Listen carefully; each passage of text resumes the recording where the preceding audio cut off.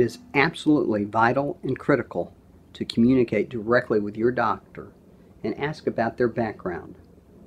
Before you make a final choice on your physician, consider asking these questions to your doctor. What does your training and background include? Have you ever been disciplined by the state's medical board? How long have you been in practice? What hospitals are you allowed to practice? Who covers for you when you are not available? And how do you handle emergencies or after-hour calls? But most importantly, you must feel comfortable with the physician you choose and make sure that their medical philosophy matches your own beliefs and comfort level. Don't be afraid to go with your gut. More likely than not, you will be able to sense whether this one doctor is the right choice for you.